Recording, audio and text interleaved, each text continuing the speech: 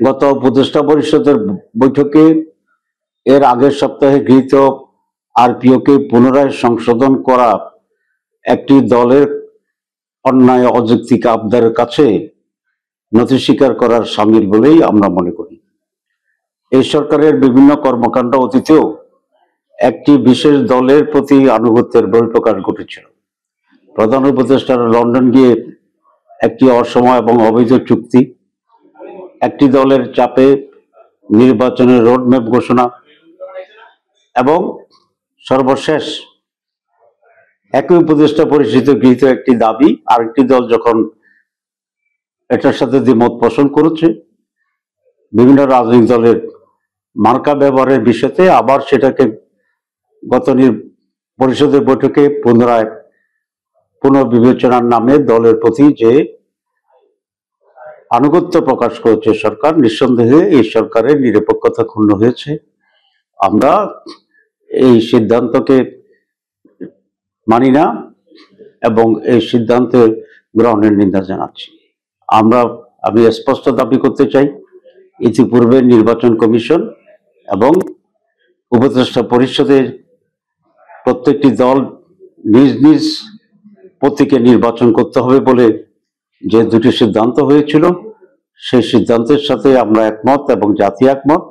আমরা গত পরিষদের বৈঠকে গৃহীত সেই সিদ্ধান্তকে আবার পুনর্বিবেচনার জন্য অনুরোধ জানাচ্ছি, অন্যথায় এর বিরুদ্ধে রাজপথে প্রতিবাদ হবে।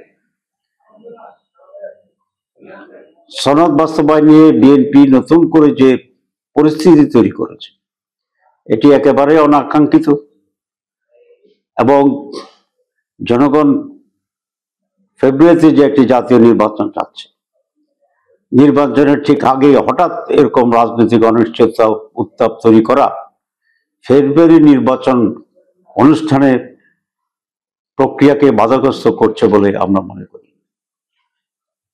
এবং এরকম অশুভ চক্রের কাছে প্রধান উপদেষ্টা নথি স্বীকার করবেন, বশ্যতা স্বীকার করবেন এবং ষড়যন্ত্রের কাছে নথি স্বীকার করে উনি সনদকে আইনি ভিত্তি দেওয়ার ক্ষেত্রে পিছিয়ে যাবেন, এটা আমরা আশা করি না। আমরা ওনার কাছে এই আশাই করি যে সংস্কার রিফর্ম ছিল ওনারই নিজস্ব প্রোডাক্ট এবং উনি ওনার এই সন্তানকে নিজ হাতে ছুরি দিয়ে হত্যা করবেন, এটা জাতি বিশ্বাস করে না। আর যদি এটাই প্রধান উপদেষ্টা করেন, তাহলে এটা জাতির সাথে যে ওয়াদা উনি করেছিলেন, সেই ওয়াদা উনি ভঙ্গ এবং খেলাপ করবেন বলেই জাতি মনে করবে। আমরা আশা করি উনি দৃঢ় ভূমিকা পালন করবেন এবং সংস্কার বাস্তবায়নে উনি যথার্থ এবং সঠিক সিদ্ধান্ত ঘোষণা করবেন।